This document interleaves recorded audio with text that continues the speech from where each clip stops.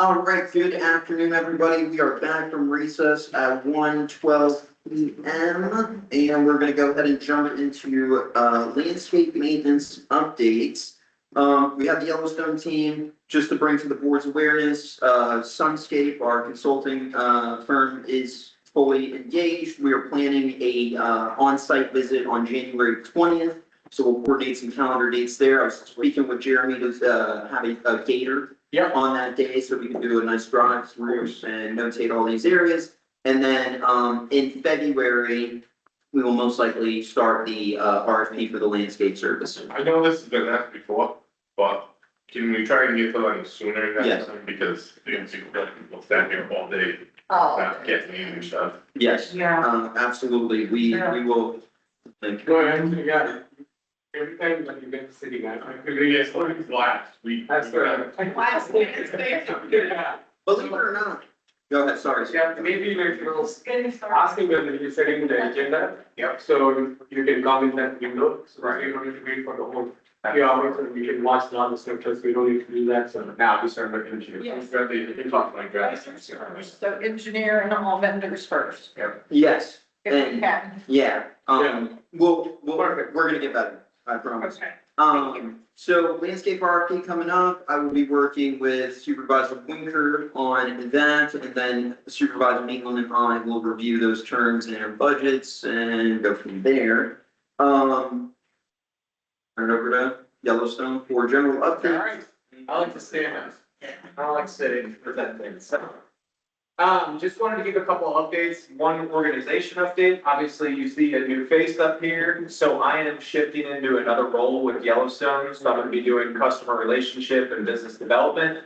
So just want to preface the fact I'm not going anywhere. This is a role that I did with Yellowstone for 6 years. And then for the past 3.5 years, I've been branch manager. So it's something I've been passionate about getting back into. So we took a year look, trying to find the right person to replace me. And Jeremy checked all those boxes. And I mean, yes, I like coming to these meetings and I'm still gonna come to these meetings, but really at the end of the day, the one who's doing all the work on this project is Vicky, and she's not going anywhere. And Jaime, can't forget Jaime and crew. But I just wanted to tell everyone all at once, you know, I am shifting into a different role, but I'm here to support y'all. And if you guys need anything at all, I am here in Orlando and a phone call away and just joining. So, wanted to just introduce Jeremy, let him go ahead and introduce himself, tell you a little bit of background. So Jeremy Brown, welcome. Thankful to be here as well. Been great to meet the team. I also took a few months to make a decision just to make sure it was the right one. Interviewed many different opportunities, and when I met with Vicky and their team and Pete and regional, and felt at home. So to give you a little background on myself, about 25 years experience.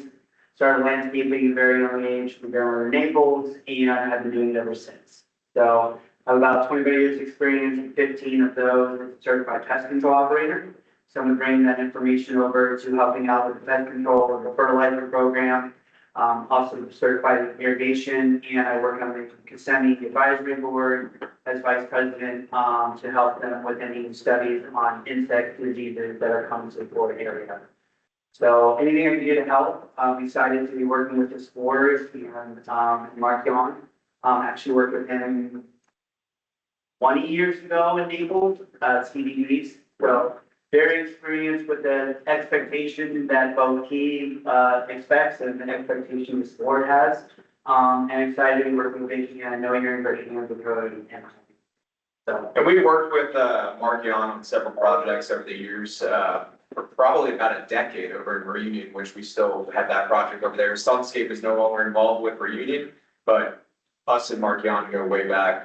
Looking forward to putting this whole thing together and facilitating that, so. But Vicky's your girl, she's not going anywhere, I'm here, and just, you know, Karen, Debbie, you guys need anything, give me a call. Just a couple of updates, with the cold weather, obviously, we've been giving, the turf as much rest as needed. I'm a big fan of like letting the turf rest as much as we can in the cold fronts. Just for it to, you know, the roots to grow stronger for the summertime. So the team's been focusing on detailing for the most part, and that's what we're gonna be focusing on next week. Obviously, we'll keep an eye on the turf, but, we'll keep, major focus is gonna be your detailing. Pete and I talked, he reminded me that we need to work on the pine straw, push it up, inside the landscape beds. Some of your landscape beds go all the way to the sidewalk, edge. So I'll have the team kind of edge those areas and kind of like push the pine straw in to make sure that it's not floating into the sidewalks. But that's also another thing that I'm constantly reminding them, like, let's try and blow the pine straw inside so that the sidewalks are not like dirty from. It seems like it looks a lot better, but it's still not there. There's a few areas that I saw today and I was like, we need to talk about it a little bit better. And even if it needs work, then it's the sidewalk, so like just continue that edger down, just like you're edging the turf and we'll get it tucked in. So. I know we've talked about palm trimming, just remind you, keep an eye on it because some of the fronds are already starting to like go, Yeah, I think we did the palm trimming in November, is that correct? Partially.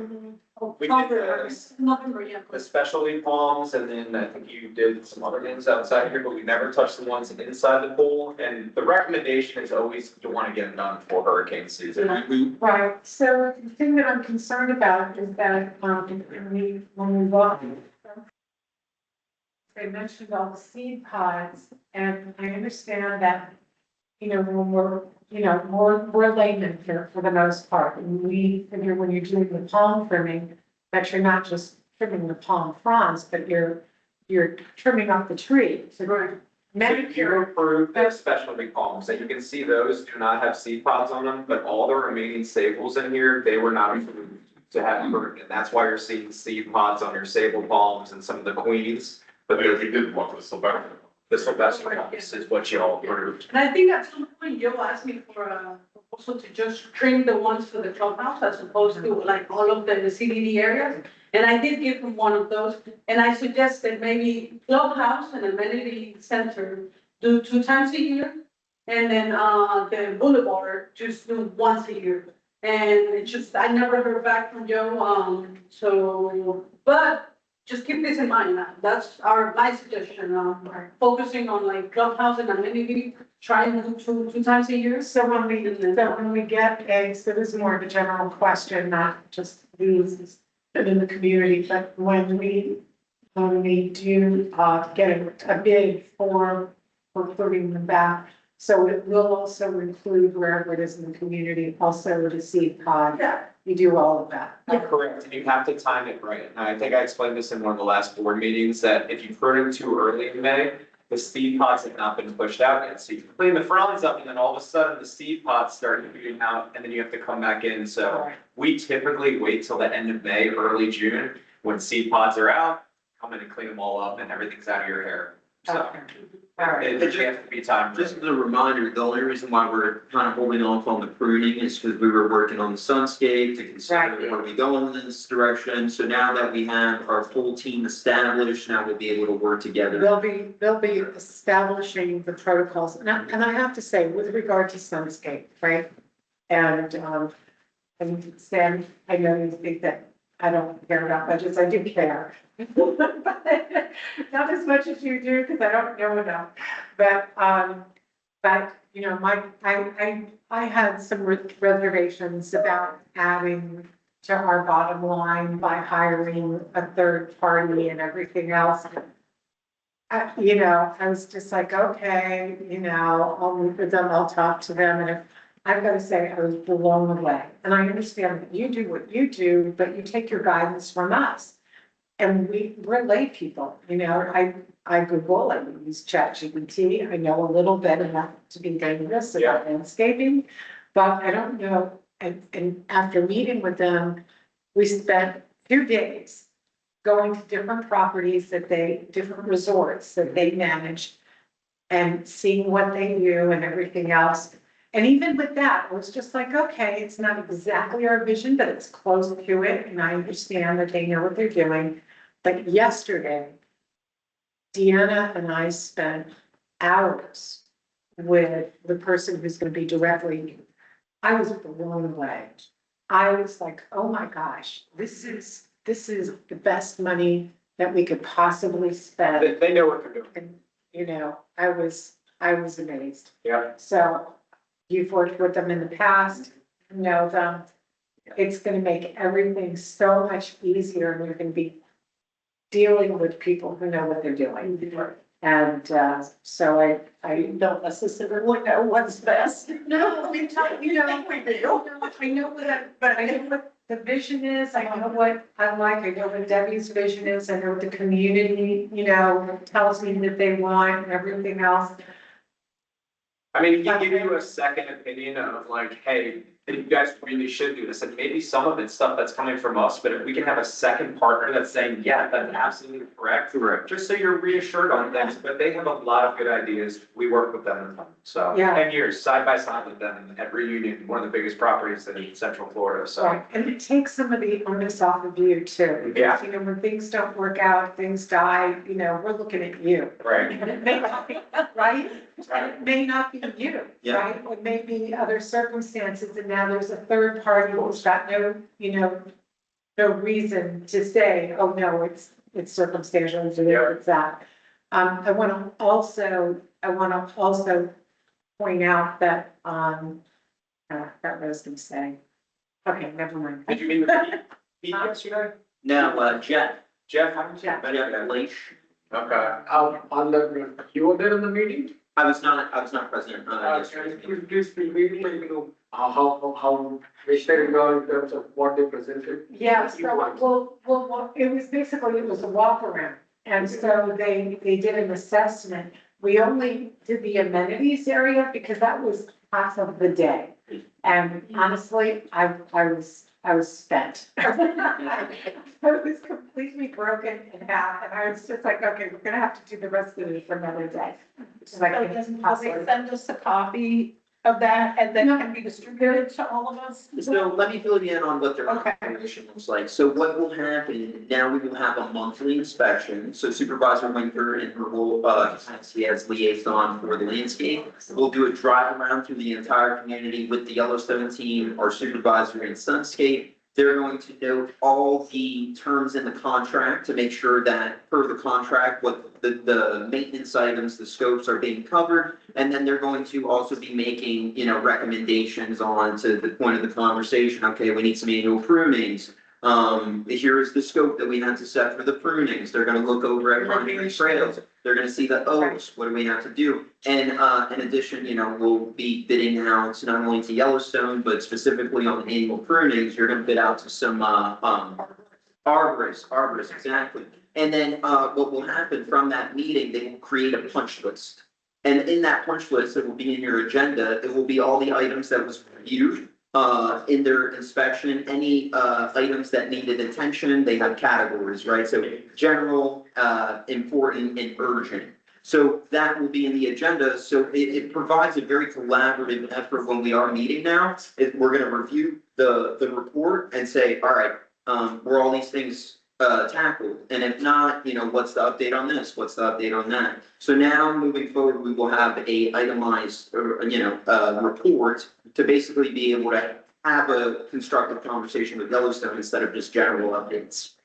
So, okay, like, so the initial assessment, have they given any ideas, have they had any discussion? Not yet. It's gonna be on January 20th. Yeah, that's So January 20th, we will be doing our first official meeting. They just did a kind of a meet and greet, but January 20th, myself, Karen, Supervisor Winker, and the Sunscape team in Yellowstone will be present. We're gonna drive around through the entire community, see all the things that we own in terms of landscape, and start to put a plan together to get our property where it needs to be. Thank you. January 20th. And, so a couple of other things, one thing that I kind of threw out there, we have all this conservation land surrounding the community.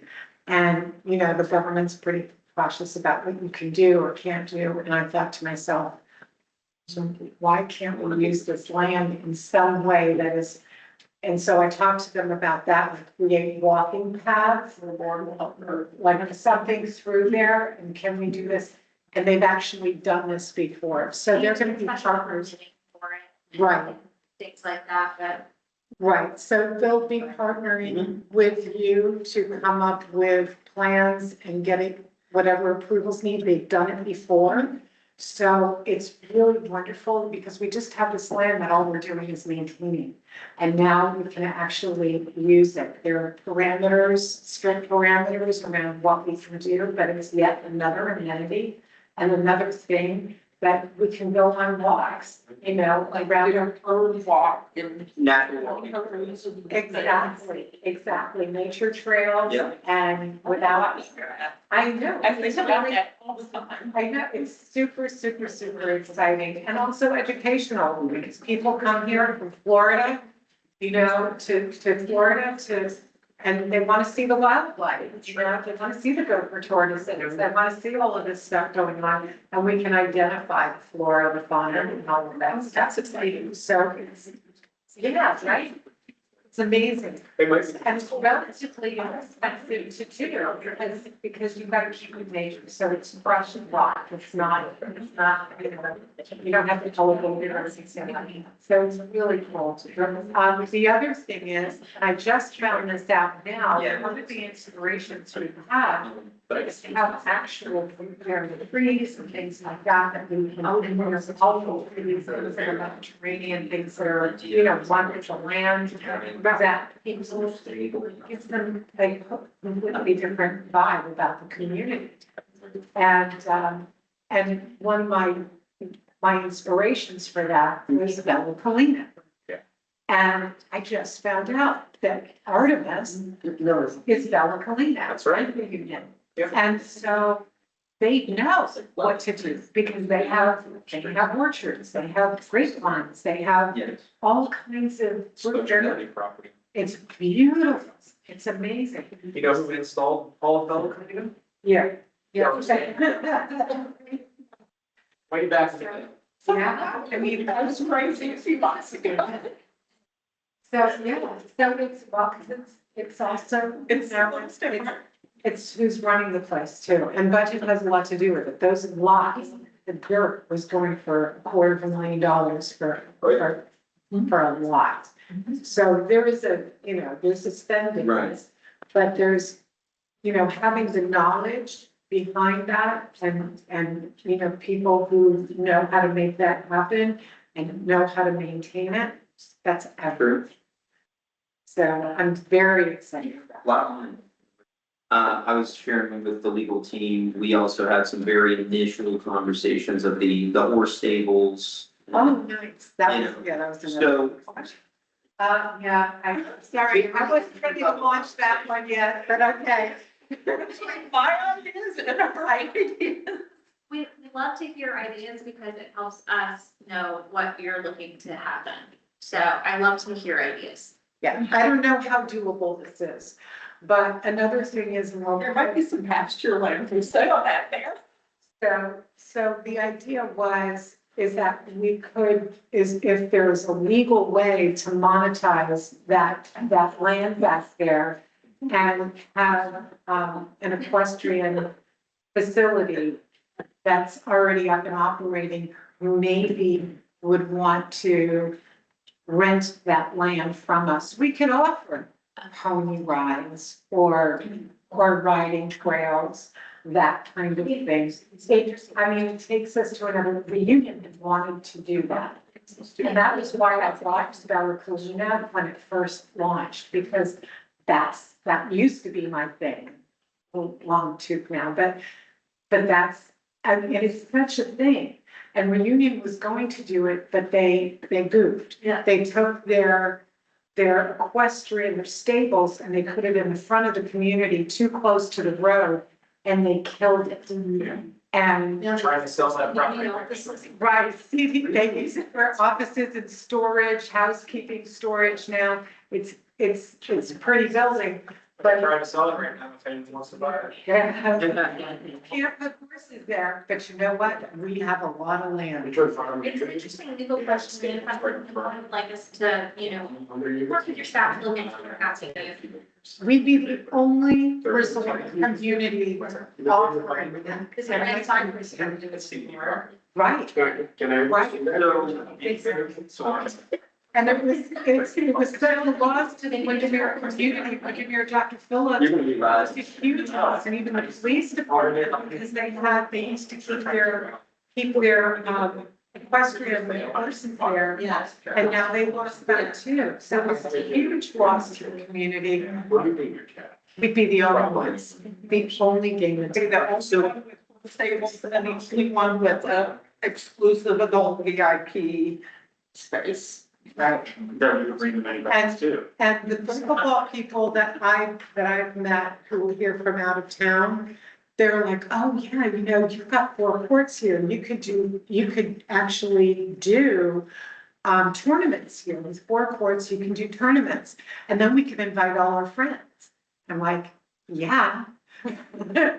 Different ilk of client. These are people who have a lot of money and who would be willing to spend more on the houses, and it would raise the bar for us, raise the game for us, improve our home values, and we know that. And it starts with the landscape, Yeah. I think. So very initial stages, so as we work through that, before we direct staff to go in that direction, let's get some of these other things on. Yes. That's why it was too early. for No. that you- Well, it was a great idea. It was a great idea, so, Yes. Okay. there's that. Sorry to that as well. Okay, let's get to it. So we have, dead queen palm flush cut. I know we went back and forth a little bit. Yeah, so just to touch up on that, we are gonna collect soil samples, and I'm still working with, right now, remember you guys, your quarterly service for Sylvester Farms, plus fertilizer on your queens. He's gonna come back and re-evaluate and come up with his recommendations, so I'm been texting with him and setting up a day for him to come. Based on tissue and soil samples, it'll tell us if we can go back in with the same palm. So didn't we just inject the green palms? No, you don't get injections for your queens. Oh, this is just for me and do injections on. The big ones. They're special. Sylvesters, jewels. Okay. Yeah. I know we That's not the had, reason, okay. we had some initial reservation Supervisor Winker on the flush cut. As opposed to removal completely, so. Right, I'm supposed to get, I'm working on. Oh, are you working? Yeah, I just, because they're surrounded by pavers, it's gonna be more laborious than your typical removing, homes around like, I know. You know, so you can access to them. Sure. So do we just want to cut it off while we identify if we can replace it with a new tree and then come back with that later? Is that what you're saying? No, I think you should wait because, especially if you wanna try and put something in its place. All right, Okay, then. So you have to leave some leverage to be able to pull it out. Okay, the best answer for your question. Okay, So if you were to flush cut it, then it makes it nearly impossible to actually pull it out because we have to put a tree boom around it to pick it up out of the So ground. then if we're gonna replace it with a similar type of tree, we should wait until you do your soil. Palm vendor had said, that he doesn't recommend putting another queen in there, he was leaning more towards Buxton. So from looking at my assessment today, we're gonna wait for the information to come back, but it's most likely what's called fusarium zones. And if that's the case, you cannot put the same queen palm back. You have to put a A different. different palm then. Yes, and that's most likely what it is. But I do want to let you know that now that once we get the sample and confirm that it's highly recommended as soon, and you can obviously confer with Mark or whoever the leading person is, but as soon as these queen palms get this disease, it's highly recommended we remove them as quickly as possible. So that it'll affect the other queen palms, because you do have a large amount of these problems. Yeah. So they're gonna do the soil samples, so we'll come back to that. The next week. Okay. Do you have another question? Yeah, well, that's pretty much what I was gonna say, unless it's, they submit for a replacement that's not too pricey, and then we can just go ahead and approve it and ratify it after the fact, just so that we can do it as quickly as possible. You could do a not to exceed amount if you'd like to have this handled between now and February's meeting. But I guess we need to know what the soil samples are gonna say to pick the right species to replace it. Highly recommend doing this before February. So just so we're gonna have to remove it regardless. Correct. And then so I guess we, as long as, even if the soil samples come back, negative or positive, you're still gonna have to remove it, it's dead, right? It's gone. Yeah, That is Yeah. correct. And if it's a certain area where you want to put a palm back anyway, then it's highly recommended to do it the right way, which would be to pull completely out. Once you flush cut it, you can So I not guess get my any question is it gonna end up costing more to pull it out and then put a new tree in at a later date than to do it all at the same time? Because you said there's pavers around there and removing the tree could be disruptive to the pavers. It won't be significant of a difference. No, the best policy would be anything that we determine that as material to be removed as quickly as possible to reduce the amount of other queen palms getting it. And then what we Then let's remove it. We can build a scope that gives you alternatives to the queen palm and then give you an idea of what each palm will cost. So you have a Okay. price per palm going forward. How much is the full removal? Because I don't see a quote for the flush cutter. well, I don't know if he wants to give you like a, I will look at it based on the area because if it is an area with the pavers involved, that's So the problem is if we only vote on this day, this is gonna set an agenda until next month for approval. Give me a not to exceed amount that you feel confident will cover. It doesn't have to be the exact amount. 1,000 or less. I think would be a fair price because. Not to exceed $1,000 for the removal of the queen palms. Right. Motion from Supervisor Solterra, second from Supervisor Hyam, all in favor? Opposed, motion carries. All right, so Vicky and Jeremy, get this. There's another discussion that was taking place, yesterday with regard to the pots that we have out there. We were talking about about irrigating them, so that lines are going in. Each one of these planters are near a water source already. And he said that it would take almost nothing to just do an extension off of any one of those irrigated lines. Super easy, should be super inexpensive, so that would take a load off of staff. Deanna? We originally recommended that, but you were like, we're gonna have our water in people, but like, I think Yeah. at the end of the day, I for think it was consistency the purposes, I let's just, think it was like really expensive, and he told us that it should be really cheap. oh, it is true, yeah. Okay, so if you could like work on it a little bit. Yeah, the people that they have this pot. we have talked about these ones along the columns, there's no way to, I mean, we would have to like remove fibers or. Yeah, There's so few. what did he say about the ones over here? I think those are still gonna be hand watered. Right, but the ones that are out front, the ones that are by the bathrooms, on either side, there's irrigation right next to them. The ones that are out by the lazy river, and then over here, I think over here we already have irrigation. Yeah, okay. So, so Yeah, it's not. I'll review them and I'll get back to you. Wonderful. Yeah, because I don't think it was that, I think putting it together from the initially with the pots and all was coming out very expensive, but irrigation wise, it shouldn't be that. Yeah, Yeah, and we can put, just so that the lines are, run easily, there are holes underneath each one of Yeah. these pots, so we can just put them on some kind of feet. yeah, So that it just goes right up instead of having to come up from the top and have people playing around with Yeah. it.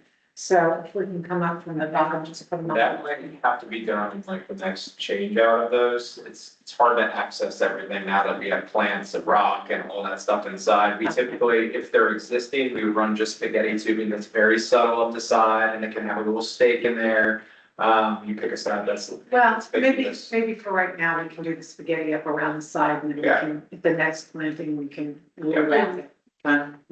I motion to approve proposal 643791. Well, not 991, this was, so this is, Supervisor Nealon wanted to take a look at the oaks along Pine Tree Trails. Those should be in our radar to get some pruning situated. This is the first estimate. I don't have any opposition if you would like to move on this, but typically I would get a I copy. mean, I'd like to move on it, but $200 a tree. It's not that. the trees are so overgrown right now that they're blocking our signage and it's actually a safety hazard when you pull out. some of those trees are so overgrown that they're literally obstructing the view. We're not gonna be pulling anything out, this is just trimming, so we would be trimming. Right, it's trimming the Yes. existing 20 trees out there. The only question that I had was, is this the same per tree rate that we paid when we did the oak trimming in the past? Yeah, that's what I. $200 a tree? Yeah, that's where Okay, it's not more or, correct. so as long as it's consistent with what we were paying for oak tree trimming in the past, or when did you do that, like in the spring? No, I think that's about 2 years ago. Well, no, because I've only been on the board since December of last year, and so we've done it in the. Yes, last January or February, and then after the storms, like we did the big cleanup and then we went through and got the rest of it. So as long as it's the per tree cost is the same as what we paid in the past, I'm fine with doing it. I would just say, now that you have Sunscape, I would advise the board to run this by them, not anything to do with Okay. Yellowstone, but we have the experts now, so I would like them to take a Sure. look at it and. That's, But that was gonna be the case. this is what we were I working was with. just looking at the pictures, so I saw how bad they actually are. They look kind of rough, but. No, we definitely need it, again, this is to get the ball rolling, but, again, let's get our experts that we're paying good money for to review this and make sure they're giving us our best recommendations. Okay, and then Savannah is confirming that we're paying the same per tree. When we did it, we approved it in January of 25 and it was a total cost of $22,000. For how many trees? It was for 22,000. 129 oak trees. So that was $170 a tree we paid, so this quote's a little bit more per tree. Usually economy of scale when you're doing a larger project, how big is this project? 20 trees. Yeah, Yeah, usually how it goes, we get a cut from our vendor when we use them, and there's a lot of trees that the same trucks out here, they're shipping stuff up as they go, so. and this price is very on par, there's nothing that have reservations with the pricing, it's again, we have a new vendor, they kind of have a way of doing things. They're- No, I actually agree, because I didn't even digest that. Sure. So, thank you for getting this. After our inspection on the 20th, let's figure out. And then we do have the December 2025 irrigation for $470.10. That's already been repaired.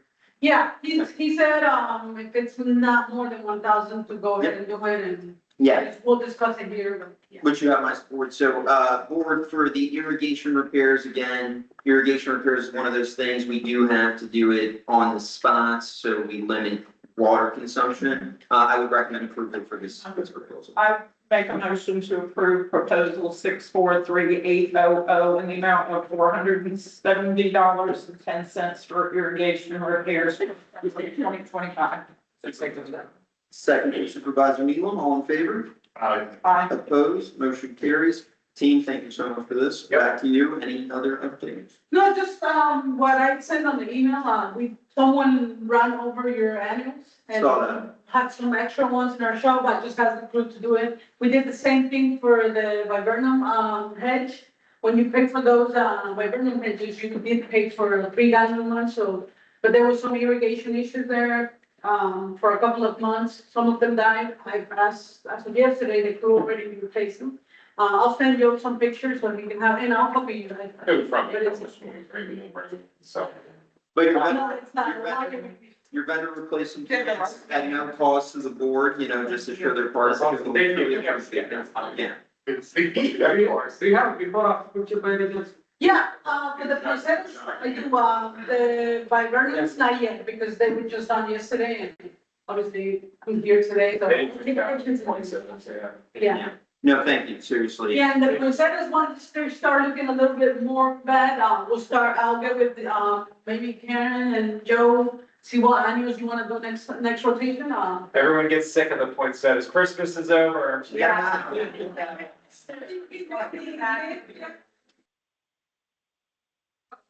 Okay. Anything else for your landscape team? You guys are good to go. All right. Thank you so much, Jeremy. Welcome to your. Yes. Good seeing you, man. Nice meeting you. Nice meeting everybody. See you all. Of course. Bye, all. See ya. Thank you. Congratulations on that, Peter. Thank you. Yeah, have a great weekend. All right. We go ahead and jump into aquatic maintenance. So for aquatic maintenance, we'll just, take a look at our ponds here. So, by the way, I did hand you all printed out, the report came out after the final agenda came out for our aquatics. Yeah, it's in- So, if the board. So it's black and white. Yes. There should be a printout, it won't be on the. Yeah, it's got There. that inside on top. So just taking a quick look, we see on site 10. Pond conditions are good and improving, which gives me a, encouraging feel there. Site 11, continuing to be in progress. Site 12, still in poor conditions, looks like, spike rush. So just so the board is aware, spike rush is a, invasive. So something that I'm sure they're just working on pushing back and getting tamed on. Peers focus on lilies and have technicians shift shorelines, so no algae. No algae is good news, but nonetheless, just something to keep in mind as they're working on site 12. Site 13 looks in good condition and improving. You see the overall pictures, month to month or time to time, good. Site 14 can significantly see improvement on site 14, that's very good. Site 15 is in excellent condition. Site 16, excellent condition. Site 17, great condition. Looks like you probably have some healthy plants in this one. We got with treatments, some algae growth on the shallow sections. Just so the board's aware, I mean, worth to know, in this area, we have seen some algae blooms in our ponds. All of our vendors are facing this, so they're trying to get a tame on it. Just keep in mind on that. Site 18 and 19 are both also in good condition. And then the overall summary in there, I will just let the board read that on your own, on your time. And then you got some recommendations here to continue to treat for algae, so we'll follow up with us in February. Some treatments for nuisance grasses and exposed shorelines with some beneficial plants, which we talked about, we're gonna be looking at May. Continue to apply the treatments and so on and so forth. So overall, really pleased with the aquatics and the engagement that we've been having with them. Really just continue to monitor and look forward to May when we can make some enhancements and improvements. Any comments? I think we just missed the guy. Yeah. So pretty chill with the cap and like. I like his attitude, very, nice, easy. And I know Peter in his role is doing many things, so I think now we have a full devoted branch manager that could start. Yes. No, he's here, not this guy. Oh, yeah, nice. That guy is like super cool. Yes. Yeah, we do love Matt. I actually didn't know that he wasn't gonna be here. He might be on vacation. Oh, So, yes. yeah, I see a lot of things that like good from before. Only a couple of miscondition, but it is a good improvement. Pretty good. Especially if summer is coming, we get, as one of the mess starts from there on. All the algae and all that. Agreed. Yeah, they look good considering it's been so dry. Stepping stones, as long as we're seeing the needle move in the right direction, I personally am happy with it. Any questions in general on aquatics? Good, all right. Go ahead and move on to financial budget reviews. So Supervisor Nealon and I had a call earlier this week just to see where we're at financially. We discussed the pool resurface RFP that is currently in motion. We discussed the landscape RFP that's coming up. Some of the costs that we're trying to limit. One thing to note, Supervisor Nealon, we discussed the district engineer aspect. So, I had a conversation with Greg.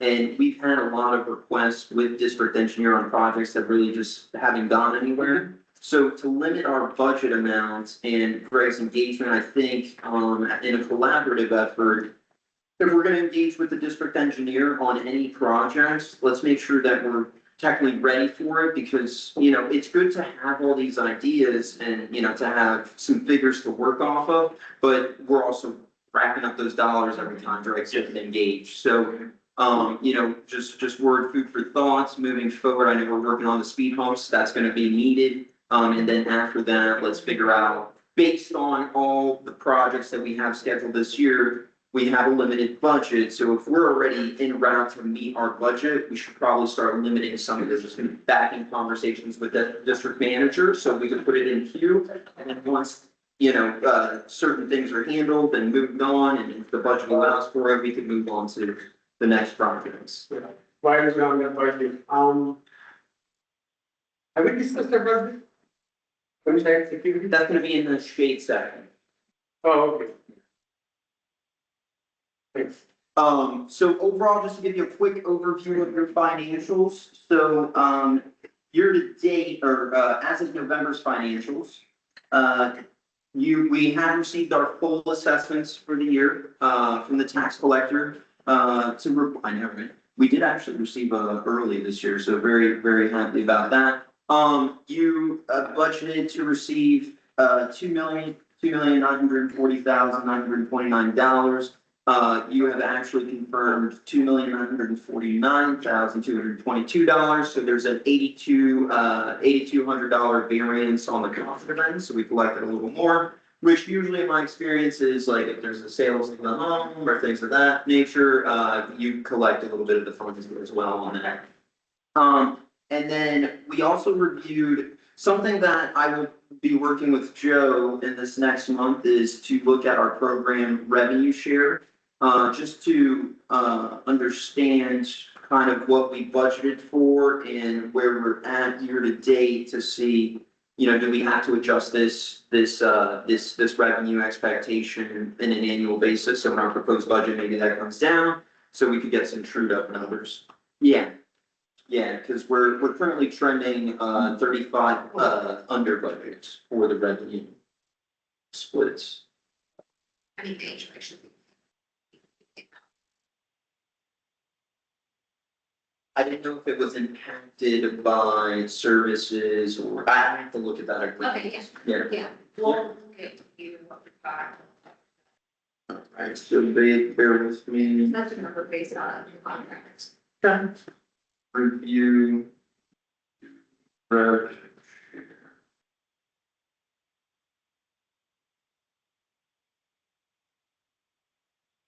Alright, and then I won't go through the budget, line by line, I'll just look at the bottom number. Year to date, we are trending $161,000 under budget.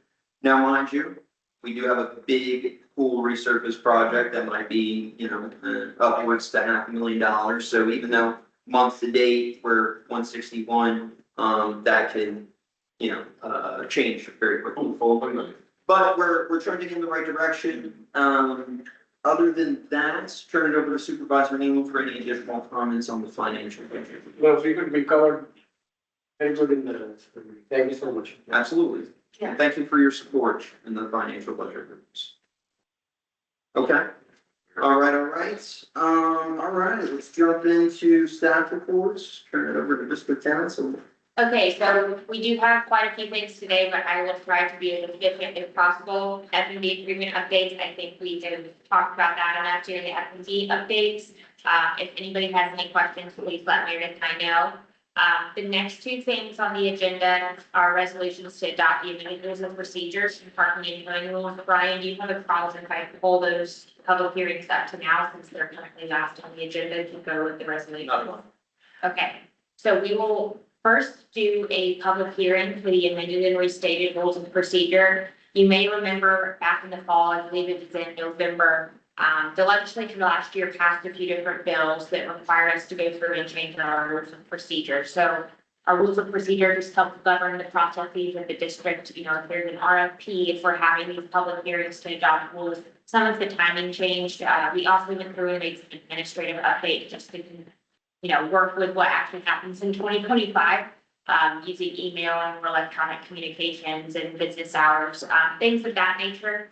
So the first thing we'll want to do is open the public hearing for the amended rules of procedure. If there's a motion to open, Motion, thank you.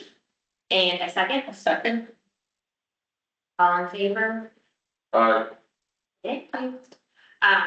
There are no public comments here, so, or is there any public online? There is some public online. Does anybody have any questions, that you would like to bring to the attention regarding the amenity rules or parking? Just the parking? No. Just the rules of procedure. Just the rules of procedures,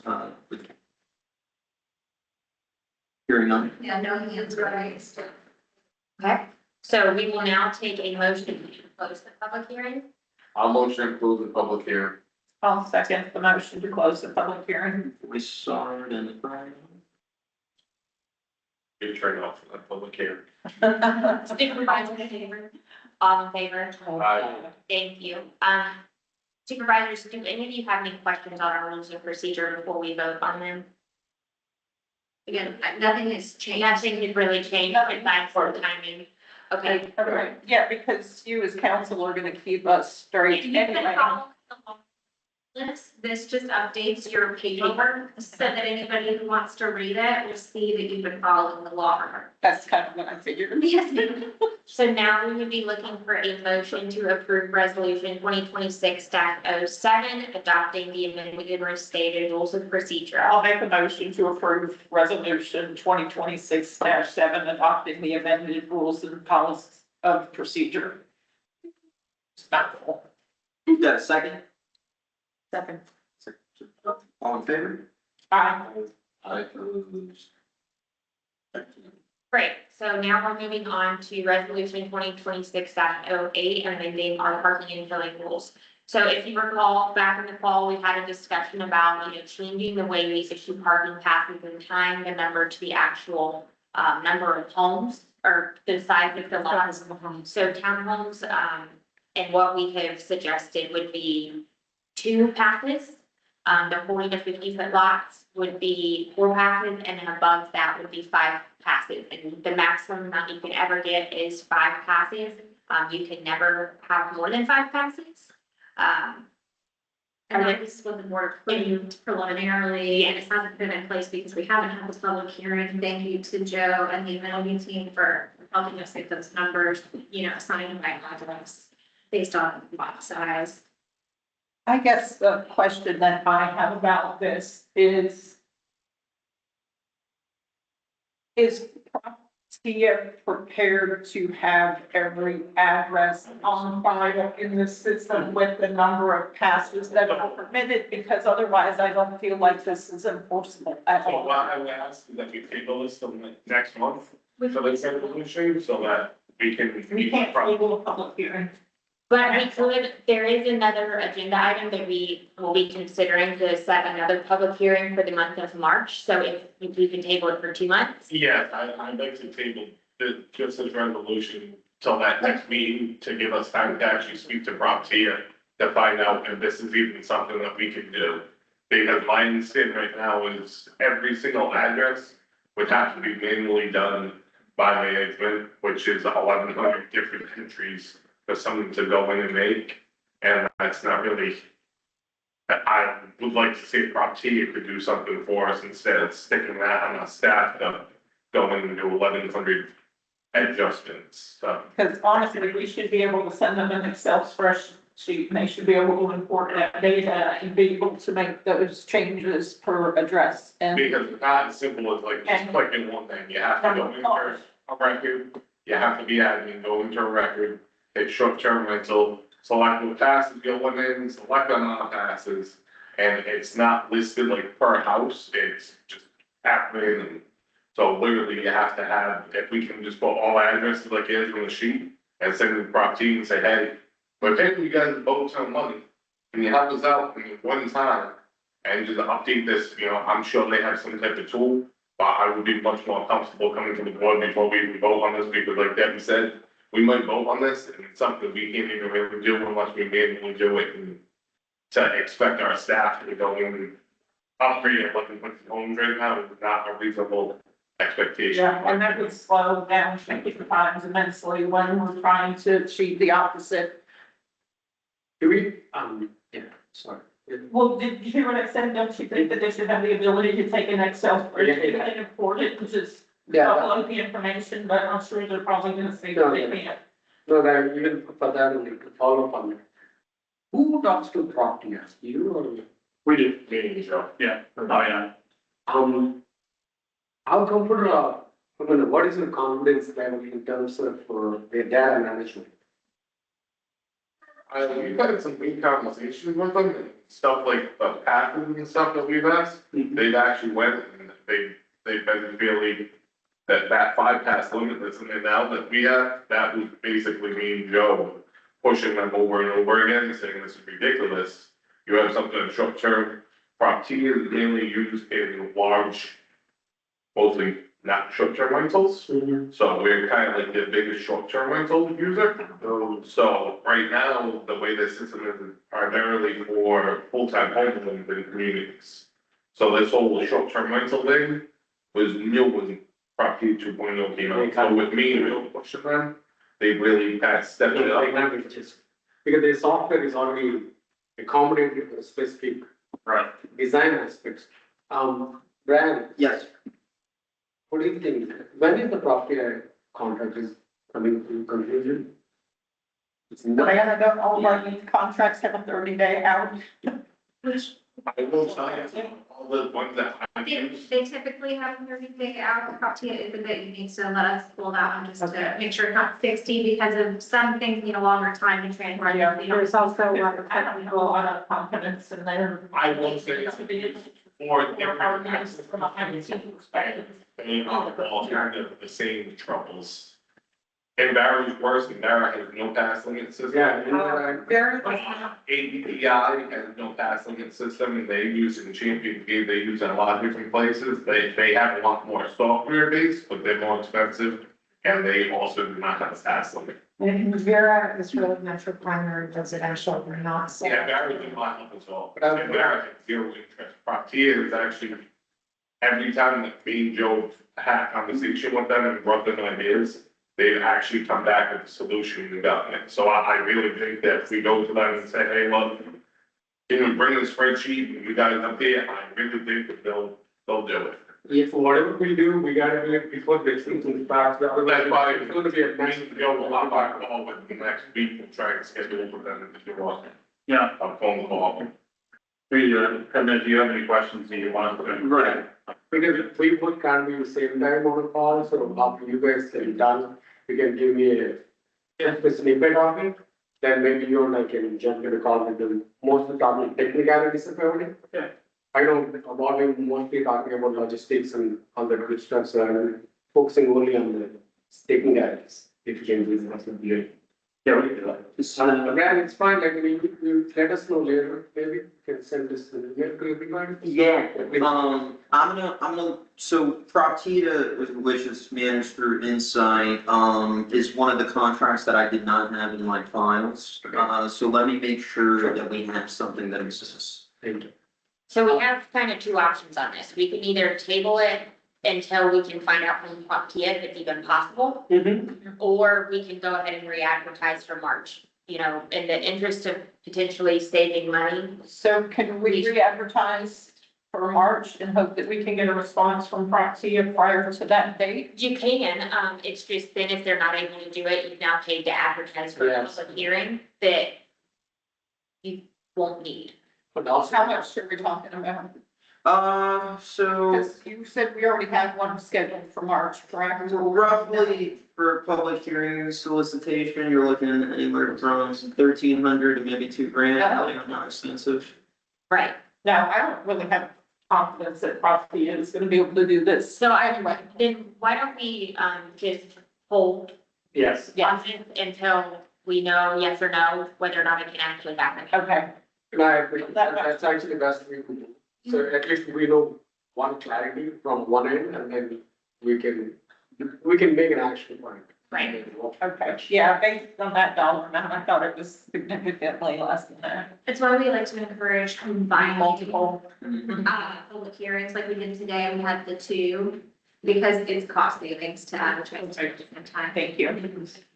So just briefly, I'll prioritize a meeting date with you, Bobby, and come see it, and then we'll Yes, sir. try to do that, and that way, if they can't do it, we've got more time to develop that backup plan for more. So we're, One last question. I know you got two good people who really like that phone service and the other gentleman for some. Sunscape. Yeah. So, Great referrals, wonderful. thank you. Similar way, can you look into that security software side also, please? Sure. If you have any recommendations. I will do, so, off Are you grid, I, asking as an alternative? Yeah, just to kind of get a gist. yeah, I don't have anything off grid, but I'll do some research on my end to see. Who manages the parking rental, have this, the parking ticket system, that would be more ideal for us. Agreed, yeah. Yeah, I personally, just from like coming into, this board, my first thought, because you run like a hotel and resort aspect, I would think that you would want some software that resembles that. But I guess it is different because, every homeowner, Yeah. you know, so that was my limitation. But let me brainstorm and I'll be able to at least give you some ideas on what I find. I'm sure there will be someone, just like pool and the ladders. I'll review. Thanks. All right, back to council. So moving on, the next item on our agenda is resolution 2026-09. This resolution is actually no longer needed. We included it to have Greg from Artemis as an assistant treasurer on our account so they could potentially operate a CDD account for the cafe. We found another way around it, so we no longer need this, but if you want, just ignore it and everyone. And by finding a way around it, we meant to say that now Artemis was able to, thank you very much to Sandra, set up the bank account as is required by the contract. So this is no longer required. We're following the contract requirements. Again, big thank you to you and your team for sorting that out. Yes, thank you, Artemis, for, we don't have to rework the contract now. The next thing is resolution 2026-10 authorizing spending authority. At the last meeting, I heard some feedback that there were questions on, can we just approve like our irrigation repairs between meetings, things of that nature. Meredith and I have this in place in a handful of districts. It creates 3 different levels of spending authority that can be used for emergencies. Maintenance such as repair, replacement, so fixing irrigation, or remedy an unforeseen disruption to services. So if your pool motor blows up or something, there's 3 levels of spending that are included. First, your district manager can authorize up to $2,500 per proposal. The chair may authorize up to $10,000 per proposal, and the chair and the district manager jointly could authorize up to $25,000 per proposal. So where we have seen this most useful is our smaller, recurring projects such as maintenance for irrigation. That's only a few $100s each month, and so this would allow Brian to just execute it between meetings, so they can go ahead and get that going, so that there's not a loss of plant material. We also see it used a lot, in the event of a hurricane. If there's some significant tree damage, then people can go ahead and start cleanup.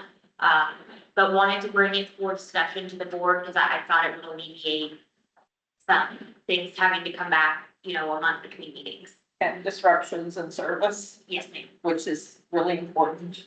Yeah, some unforeseen disruption, pull motor unexpectedly, dies, because we do have that happen from time to time. Yeah.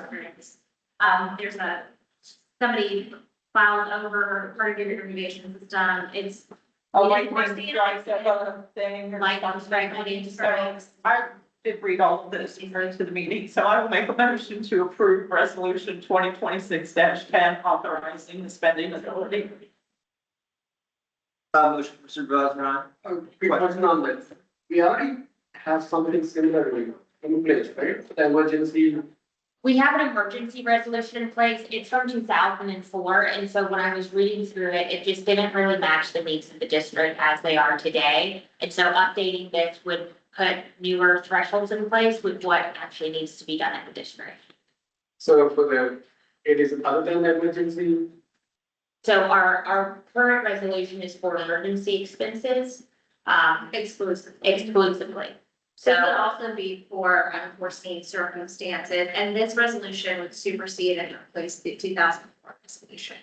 So what are the limits that you're down, 25,000? 2,500 for the district manager can do on his own. The chair can authorize him to $10,000, and then jointly they can go up to $25,000. This is per event, right?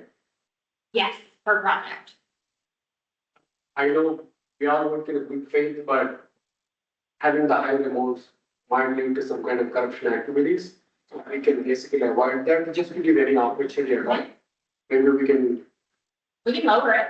huh? We could change the limits. Yes, we can change the limits, and additionally, we can put some extra guardrails. So this way, we don't lead into any kind of mischievous. It's not that we do it, but just to have that in place, it kind of like, protects everybody. That's Weren't we 5,000 originally? It was 5,000 for the district manager, and anything above 5,000 would be district manager and chairman, and there was no cap on that. It was just anything 5,000 and above goes to them.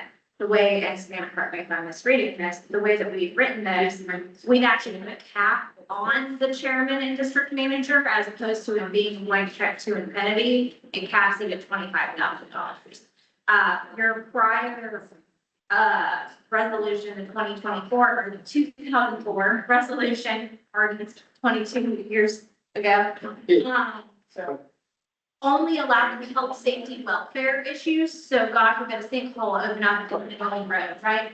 But it was truly a health, safety, wellness issue, not necessarily something as far as an unforeseen interruption in services. It didn't address that. So this puts a cap on spending authority of the chair and district manager at $25,000. Your current resolution, the 04 resolution, does not have a cap.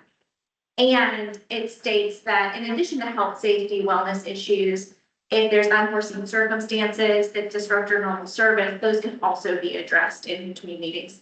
We can lower the thresholds. We did lower the district managers to 2,500 because that's typically what we see in districts today, close to 5,000. Then with the chairman at 10,000, we can change that number and make it if you want. And then again, the district manager and chair in conjunction, that 25,000 is a cap as opposed to what you have right now, which is a blank check. okay, that cap is good, 25,000, the other $10,000, if we can bring down a little bit, that. The 10,000, is there a number that you want to work with? 5,000, we can. 5,000? Yes, please.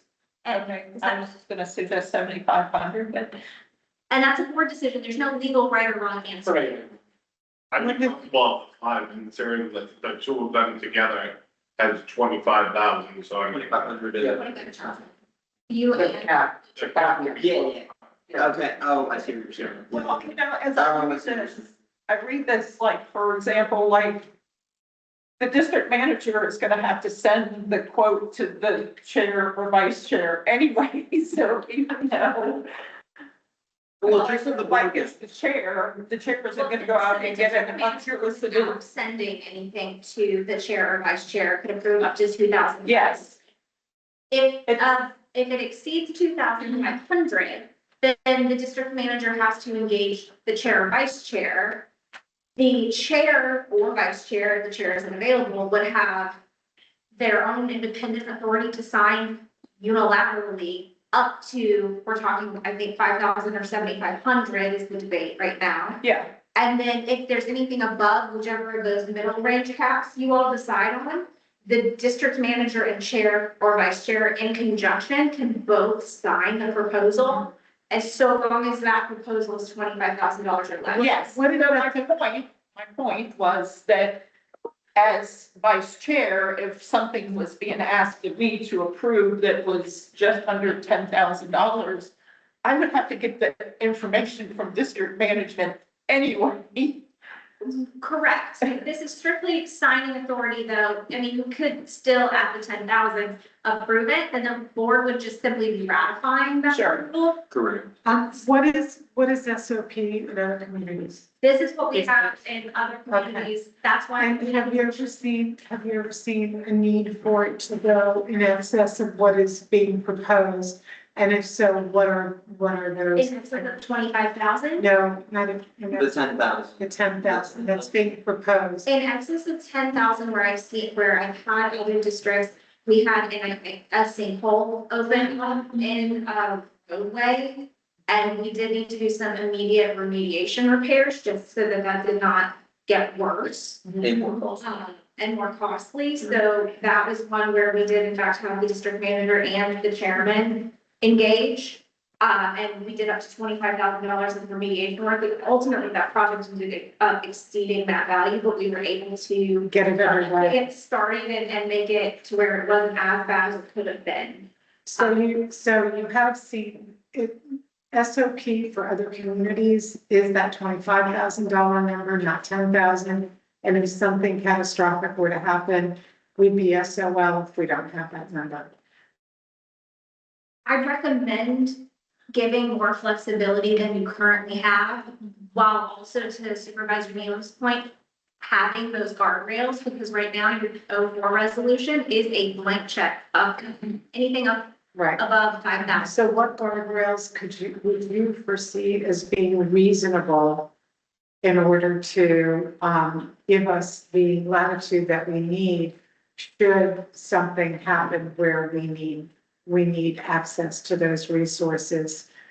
And I don't think the debate right now is at the cap of 25,000. I think we're talking about the chair and vice chair cap. But my point is that B and C are largely the same anyway, because if somebody was gonna ask the chair to approve $10,000, then that information is already coming from the district It manager. should already be But what coming. if it's $25,000? You're saying But I'm just saying these are the same thing. but There's substantially similar, they're not the same, and they're authorizing multiple signatories as opposed to. I'm just saying to make sure there's nothing wrong with this because they're essentially the same thing. And food for thought, the way I work, I'm rarely, unless it's really something that, you know, I can't get a hold of chair or vice chair, I am rarely ever gonna sign off on anything without putting it first through the chair or the vice chair, just for my protection. That's how I operate now. It's good to have these parameters, and I'm all for putting some extra parameters, because nobody ever knows, what if I'm not here tomorrow, who's the next guy, what does he look like? Sure. I think that's valid, but, just to give the board a peace of mind, I'm gonna be very reluctant to just move on things without the board's approval, especially, Supervisor Newman, when we review the budget, so you've been seeing, even before I send it to the chair, we're reviewing it to look at the financials and see, what do we want to do? So, And this doesn't obligate the chair or vice chair to sign off on proposals of that dollar value. I have had a supervisor who has this $10,000 threshold, a chairman, he received a bid through the district manager for some well repair work. It was right up on that $10,000 threshold, and he said, you know what, we have a board meeting in 3 days. Let's just take it to the board, I'm unwilling to sign it. So it is also within the discretion, and that is why it is important to make sure that you've got, a good faith, chair. That is individual, because Yes, that's why So this is actually the guardrails. this is what we have in other places. That being said, it is not a legal dollar value, it is a board discretion dollar value. And so if the board would like to reevaluate any of these dollars, they can. If you do not, and you'd like to proceed with voting on it as written, you can. There's not a legal right or wrong answer here. Right. So if you want to, lower just the chair threshold to where they can only individually sign for up to 5,000 or 7,500, that is perfectly fine. And then you'll just have to have 2 signatures for anything over that. that's number. right. Correct. And that's fine, because usually we're gonna have it anyway, so the 25 is really all we're looking at. Operation. But if the board So wants. what if we just strike that line altogether and we just make it the 25,000 for you and, because like Supervisor Ryan said, it's gotta have to go through you anyways. We can. So if you just strike that line together, Okay. make it a dual decision between district That's manager. what I was trying to say. Well, real quick, just throw this out, you for thought. God forbid if I'm not reachable, something happens. And you have to do something, you do want something that would enable the chair to be able to also. You have the frame. How about we put in Joe then as the, in Additional place layer of for the signature. district manager and put Joe in there along with chair or vice chair? And then, Control your bank. So the reason is Joe doesn't have. Yeah. So it wouldn't, Joe doesn't have access to your operational accounts. if you were not reachable, then We we can- can Giovanni or somebody's right. It would be Melissa Dobbins, regional. We could just say a district manager or leader. Or representative Yeah. there of. Let's just strike that, I left the rest of the boys good with it, be the 25,000 cap between district manager, chair, and vice chair. So the 25,000 would be district manager or his or her designee. In the event that that person is unavailable, and the chair or vice chair if the chair is unavailable. And B would be removed. And B would be removed. Now, question for you, I've seen in other agreements too, if the vice chair and chair aren't available, then it passes down to assistant secretary, or just doing that. We I think we have enough staff that the chair and vice chair are generally available. don't typically do that for the The spending authority. spending. Sure, yeah, For signs and things. For spending money. sure. Okay, Okay, So so strike B, take strike C the, and change it to district manager and or his If- designee It or. would be a motion to approve. I'll move to approve resolution 2026-10, striking line B and, making C 25,000 with district manager, his designated authority with the chair and vice chair. I actually originally had a motion from Supervisor High, I'm gonna take yours as a second, Yeah. Supervisor Boyd-Star. With the modification, so I feel in the game. Adopt resolution 2026-10 in substantial form as stated on record. Okay, all in favor? Aye. Opposed, back to Savannah. So our next item is a vendor amenity usage policy. So in the last meeting, Joe and I took some feedback to come up with a policy to allow employees basically to use the amenities. The way we have drafted it has anyone or any employee of one of our vendors, so whether it's Artemis, the landscaper, Meredith and I on certain weeks, just depends on the day. And it's a joke. That spend at least 20 hours a week working at Solterra, just Solterra. Not mowing the grass of everywhere under the sun. Full individual that is working for one of our vendors at Solterra, so they could be their part-time employee, then their full-time employees. This policy would allow them to come in and use the amenity facilities with one guest. And there's two options. One, we can either charge a monthly fee, or we can let them do it at no charge. And that is up for your discussion.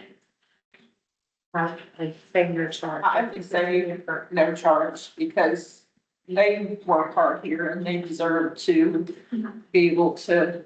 And spend some of. you don't. It's a, With Brian, with your chair. well, we've got three board You do. members. We do have one. And And I think that I'd like to get this moved along as soon as possible. I think we need to set an understanding that we have, we expect hospitality from them. And I think that we have, that's a two-way street. And I think that we have to engender a feeling of hospitality and mutual appreciation. So there's not going to be any movement on my part with regard to allowing them to use the property. Now, it's a different situation when we have maximum capacity. So when we have maximum capacity days, or we anticipate that we're gonna have maximum capacity days within certain hours, maybe on days where, we know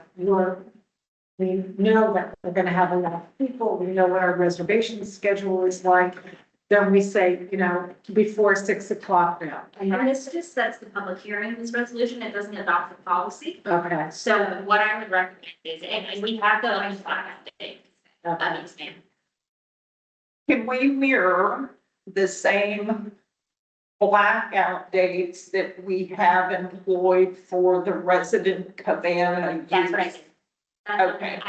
I wrote that in and it added additionally. Which any addresses days- the peak Yes. times as Yes. unaccessible.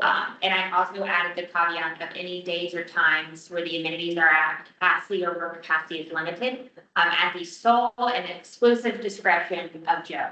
Okay, so I'm perfectly happy with that. So we will still have to set a public hearing for this because it does, any of the employees that will be using the facilities are gonna be subject to our disciplinary rules. So if they cause any type of property damage, they're still gonna be subject. Not to consider. I hope not to, but we have to protect ourselves. So we'll go ahead and set the public hearing. If it's approved, this would be for March. What Meredith and I just kind of had a quick little discussion on is maybe we set a rate of $0 to $50 range, and then we can keep it at 0 unless, unless. then we don't get a new public hearing. Yes, ma'am. Correct. So then it would give us that flexibility. So, Because you have to advertise for a public hearing anyway, because these would be new individuals subject to the disciplinary rule. So why don't you go ahead and add that rate into there, then you've advertised a public hearing for a rate, you'll have the ability to set it at 0, but you've then capped, at 50, so you've got the flexibility of the board to set the rate within that range at any point in time following the public hearing, should you so wish. You don't have to. So while we're talking about that then, I know we said a employee and one additional guest, but do we want to go so far as to say they can bring their family up to 10 for a fee? Not 10. Or not? that is a board, that's up to you, a board decision. There's no legal right or wrong answer. Yeah, I don't think that it's appropriate for employees to be bringing their cousins, their uncles, if they have verifiably, a family of 4 or a family, or something like that, but I don't want to just open the floodgates. Get into some federal issues when you're talking about verifying family. I just put that out there because I only found out recently that one of the staff people has a child, so she would presumably have a partner or other people in her household that would allow her to bring her and her child or two to the pool. And the number of guests is, again, board discretion on, 1-to-1 with what I think Savannah had. That is what the board discussed. at the last meeting. About numbers of family. Again, you're gonna get into federal issues about what constitutes a family, a fancy event. So this, I think in terms of the whole policy, that, some of the law passing. So. Also, all last summer, we were at capacity, all we had was age, and now since the new gym's open, that thing's been non-stop till 10-11 at night. So we got a lot of things here, we're gonna allow everyone an opportunity to. They're not gonna know because we're not gonna advertise that to them, but And we're talking that there are also blackout days. And also on certain days, blackout days, I mean, even during the summertime at night or in the morning, or, it's almost not a use. So, so I don't. And we don't have to decide on the guest now, that this can be something that we discuss during the public hearing. Okay. This is, I agree to the public hearing, we can discuss it. Yeah, I just don't think that the employee and one person is very inclusive to staff members that have children and spouses and partners. okay, And so that's why I think that we should be able to, like Velma has grandchildren that are twins, so it's like, okay, which one am I gonna pick to bring today? the one that has to be. Somebody's choice. Or, parent trap and switch them up. So we would just be looking for a motion to approve resolution 2026-11 to set the public hearing for March 6th at 10 a.m. for the vendor amenity usage policy. I motion. I'll second All fair? it. Opposed? And then my last topic, and I promise I will stop talking, we were asked about a potential rebate program to extend private driveways for homeowners to allow more parking. Meredith and I did the research and this is not. The Florida Constitution is quite prohibitive on what we spend certain funds on. And unfortunately, it should not, it's all not faithful. So it would have to be an HOA thing. If the HOA wants to do it, that'd be great, the district, but there's case law on like that makes it, it made it pretty clear it was not gonna go. It was a great idea. It That's was a a great great idea. idea, it was such a good idea, it's been litigated. That's a good idea. But we did do the research and unfortunately, it's not something we can do, but it made a great HOA project. Okay. And with that, Meredith and I are going to be coming now. All right. All right, council, thank you so much for all the work. Okay. I do not have anything to add to everything that we've discussed. Any questions for me? Okay. We're gonna be tabling your, meeting minutes. Apologies, board. I didn't get a chance to review this before it went out. There's some discrepancies that I have to verify with my administrative team. So in the next meeting, you will be Okay. considering the meeting minutes from our last meeting as well as this current. So tabling revisions.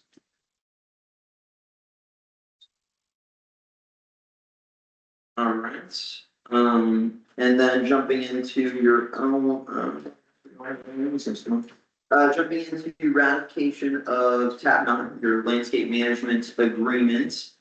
So just to give you a update on this, you have the ratification of Sunscape has officially started. We do have our January 20th meeting. Looking forward to. I'll motion to ratify the contract with Sunscape as presented. Star, do I have a second? From Supervisor Mine, all in favor? Opposed, motion carries, all right.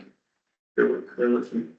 All right, jumping into the consideration of volunteer insurance proposals. So there's. I'd like to table tab 10 and everyone else is in agreement so we can talk there on the board review it. Sure. What is that? Oh, this is the volunteer, yeah, all right, I do. We're actually interested in time. Yeah. Sorry. I'm sorry, what is it? This is You're talking about the volunteer insurance. So there was a request to see what coverage would look like if we wanted to do any volunteers for Christmas decorations, where the board or residents would come in and, help put up the lights, things like that. And so insurance, liability insurance. That's right. Injury and that kind of thing. That's right, yeah. So I have those informations, we'll table it until Yeah, that's February. fine. See if we can. Barely are able to show up to a CDD meeting, much less Right. volunteer to hang up Christmas lights. You'd be amazed, we have had volunteers do lots of things at our district. Hey, I volunteered and put together all the pots. So, yeah, all right, we'll bring that back into February. So consideration of resort pools, the proposals that we reviewed earlier in the meeting. You remember those recommendations from your. I'll motion to approve estimate 1292 and $4,050. Okay, I'll second that one. all right. And then I'll make a motion to approve Did you the, get all in favor? Actually, I had a motion, so let me get Supervisor Boissard and Ryan. Those are all in favor. All in favor? Aye. Opposed, Okay. bear with me, estimate 1292. In substantial form, remember council is gonna put together a short agreement for this to include the 2-year warranty. So I will make a note in substantial. All right, and then, I'll make a motion to approve the fees invoice or quote for $4,530 for the equipment packs for hydraulic roof jacks and for the quote for $1,265 for the full auto build for the lazy river for $1,265. perfect, second from Supervisor Boissard, all in favor? Opposed, motion carries. Okay. Estimates. Already did that. Estimates. I guess I'm just- Yeah, there's. They were number two. Oh, you know what, it's here. And this tab 13, I can speak to Joe about this. I'll just I put think this it. is more of the HOA things. These- Yeah, this is more of the HOA thing. This isn't really anything to do with us. The HOA pays for the trash, not the CCD. This is for the business. Hang on, let Brian finish his. Yeah, I got my move, okay, so bear with me, nothing else, any other comments on the pools? Hearing none, let's jump into the, tab 12, disregard tab 12, that was already discussed, apologies. Jumping into item E, consideration of open top waste removal, to everybody's point, this was just, for your eyes. This is what we're gonna be sending over to. Yeah, we're gonna incorporate this into the license agreement with Abraham for their Passover event this year. So are they gonna be paying for it then? Yeah, Okay. one question, do you have any idea how many like loads this is gonna be? No, and that's, in terms of the, I'm not sure how I wrote the agreement, but it should kind of base it off, well, it would really just depend upon their trash as Because possible. the agreement, and stand correct me if I'm wrong, we're gonna have it contemplates, sorry, contemplates a deposit in the alcohol amount, the 265 amount. And then any other hauls that are necessary will be billed to them at that cost that's listed there. Well, it's 265 plus a 55%. Right, and that's, we're building that into their non-refundable deposit is that, because there will be definitely at least be one, if there is additional hauls or additional tons. Oh, it's gonna be more. And so this is gonna be a dumpster that's located near where the tent is erected? Is, I believe the warrants already tell them to do that. where are we putting the dumpster? They'll go where you guys indicate that you want them, where you want them to go. The board direction at the last meeting was to have them place it, near where their tent is, because that is where their garbage accumulates. Can that also be tented or covered, so it's not an eyesore or smelly or anything like that? I don't think. We can ask them because they'll do it with the other, we have a target and tie it down. I mean, last year they had 2 open top dumpsters here throughout Passover and they were As overflowing soon as they were empty, they were. all the time. So I mean, I think topping it's gonna be pointless and to the point of they fill it and they have to dump it. So by the time they top it, it's time to dump it already. What Amenity's been doing with the open top service from the HOA, which we can confirm with Elvis, is that as they fill, they take, so that you're not sitting with it overnight like it used to be with the birds and kind of carrying, getting in little bags. So if that can be something where we're like, hey, you are pulling these, right? And then if it's a quarter full at the end of the night, target it and make sure it's good to go kind of for the next day before they come and pull it. And also if it's food stuff and you've got, raccoons and, other potential messes taking place. So it should be targeted at least somehow covered. So who's actually, I know we've talked about this before, but now the rubber was hitting the road here, so I'm just curious, who is physically putting the trash into this dumpster? Is this Passover guests that are gonna be putting it there? Or is this gonna be amenity services that are gonna be overflowing this dumpster with what doesn't fit into the other? Throughout the community.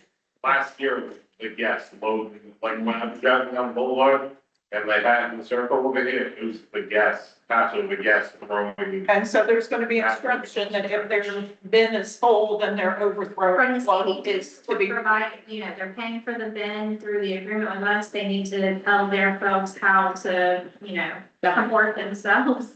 So the instruction to Abraham will be that if their bin is full, then they are to take their trash to this location and discard it. Well, no, oh, yes, if their home trash bin is Yes, full, yes. then they can bring it to this location and then the group collectively will Pay for it. pay for it. Yes. For its. Okay. So Frank, I would have, again, because I'm not really involved in this part of it, because HOA has its own plan for that period of time.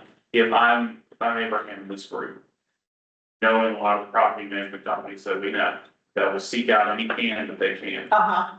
Yes. You're right. What recourse do they have? I have cameras that might have tightened up through. How back, reports did they have? Well, so long as, you know what, I don't care. Honestly, so long as they're paying for it, if their property managers wanna dump their excess trash in there, they're paying. Well, and they're we, paying for it. any property manager will be using it. Generally speaking, homes don't have an They're not gonna be excessive coming amount in of, period. right, don't have that. Most of it was guests. It's mostly these, Not normal, non-passive guests now. right, so it's mostly these guests, and I would say 99.99% are gonna be those guests. Yeah. And so they're footing the bill for it, so it needs to be empty, One of my first. 5 times, that's on them. It needs to be empty, that's on them. Balance. So I don't care if they're property, I was just trying to kind of wrap my brain around what. He has not expressed that concern for other people possibly using it. So it's a good anticipating a potential problem. But Abraham has not brought that up to us yet. But he is ready to buy the insurance though. Maybe we Yeah. can get He's got to let these, there are 200 and some odd guests hanging in the balance, and which means that there are 200 and some odd homeowners that need to confirm these guests. So we need to figure out what it is that we need to do. Really, this is where the district board of supervisors. Right. Including for the board's direction, pricing for these halls in their contract, they are going to be obligated to pay for the cost of the halls, however many there are. So this was the number we've all been actively trying to get for you all, so you can see it, now we have it, so we just have the contract in form ready to go to. We'll go to April early next week. I'll make a motion to approve. I don't think we need a motion. No, just bring it into your, Okay. this is more I for don't need to review. make a motion. Yeah, this would be something. I just wanted to wrap my brain around what the expectations. Because they were important notice if he needs to pull, If he again, needs to- or anything else in that deal. Then I could say, what you know, came up, that way if something crazy, and a vehicle comes up and dusts one mattresses. Then it looks like you've got something. Yeah. Okay. I'll make a motion to leave the regular session with the chief. There's the chief. Can I use the restroom before we actually go to shade? Yes, And then I'll we'll recess really quickly. Okay. Let me get off the record then. We're taking a recess. Yeah. Okay. All right, 5 we'll minutes. be right back at 2:44.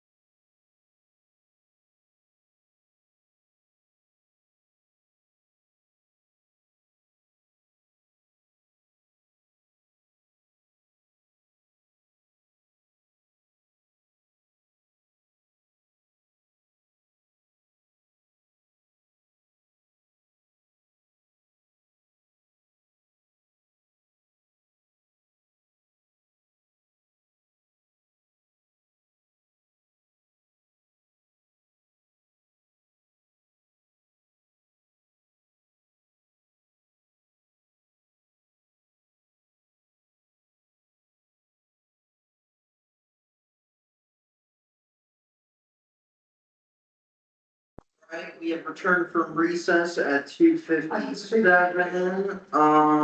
And I will turn it over to the board for a motion for shade. I'll make a motion to enter the shade session. Second. All in favor? Aye. Aye. Everybody on the call, we do that.